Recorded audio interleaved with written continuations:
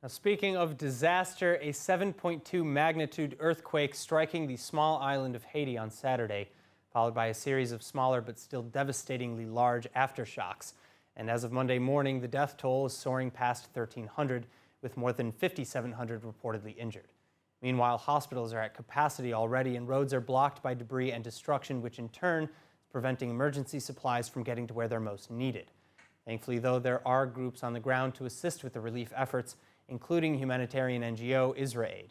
And joining us live from the center of this tragedy, Israaid CEO Yotam Polizer. Yotam, thank you so much for being with us. What is Israaid's role in an earthquake disaster, and what are the challenges that the Israaid delegation is facing today in providing relief? Thank you, Aaron. So Haiti is a very special place for us. We've been working there for 8 years, between 2010 to 2018, following the 2010 earthquake that killed over 220,000 people. So we've been there providing both immediate relief and long-term recovery. And that's exactly the plan of what we're hoping to do right now. We have both an Israeli team that's already on its way to Haiti, and we have a local team that worked with us and is well trained with Israeli water technology, with Israeli trauma relief, that is already organizing, purchasing relief supplies, and trying to get to the affected area. You're absolutely right that there are many challenges.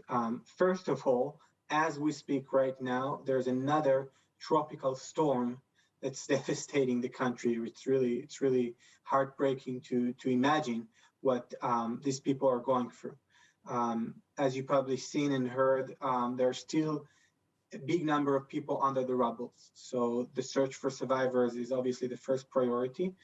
But then a big concern would be waterborne diseases, and providing access to clean water is one of our main priorities. And on top of all of these madness, both the earthquake and the storm, you have COVID, which is really a huge outbreak in Haiti, and the country has very limited resources.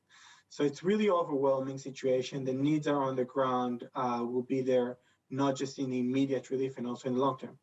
The other challenge that we face is that, the world's attention is right now, but unfortunately in a week or 2 weeks or so, the local people and local communities will be left alone to deal with this. And, the news and the attention will move to somewhere else. So what we are hoping to do is not only to provide immediate relief, but to also stay there when many of the other organizations and volunteers are gone, and to work on long-term recovery. The good news is, again, that we have a really well-trained team on the ground of local Haitians.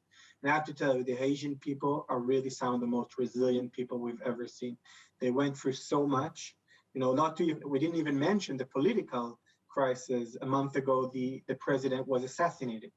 So it's really one of the most vulnerable places, but also one of the most inspiring places in terms of people's resiliency. So I have to ask, as you mentioned, I understand that Israaid has an established 8-year mission already in Haiti. Has the mission in Haiti been working nonstop on some of those rescue issues for the last, 10 years, or has it been, yeah?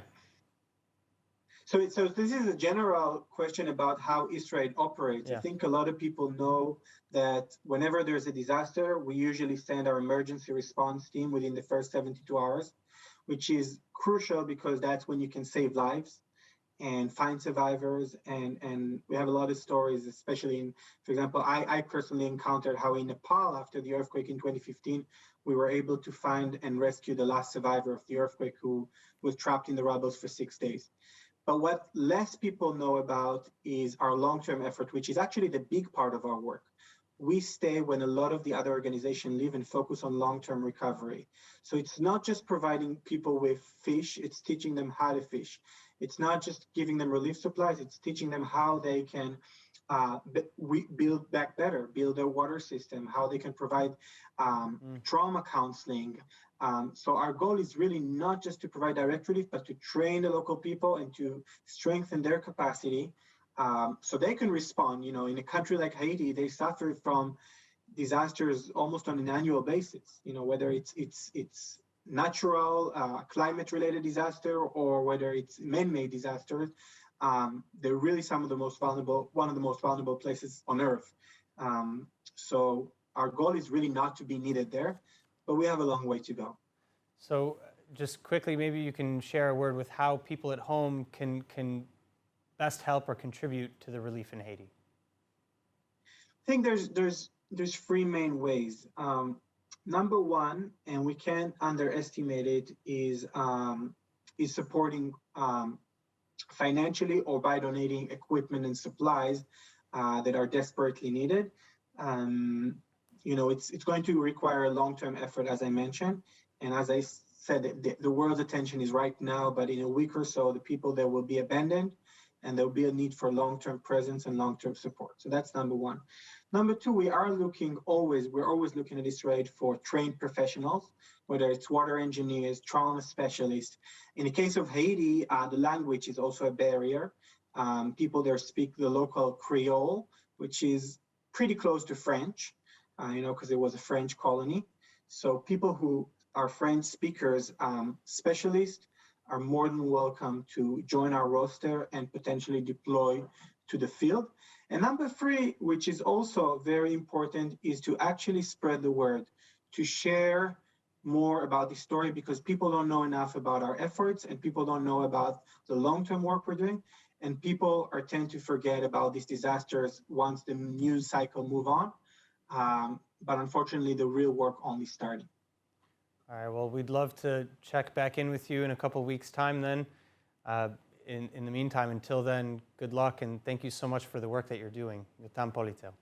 Thank you, Aaron. Thank you very much.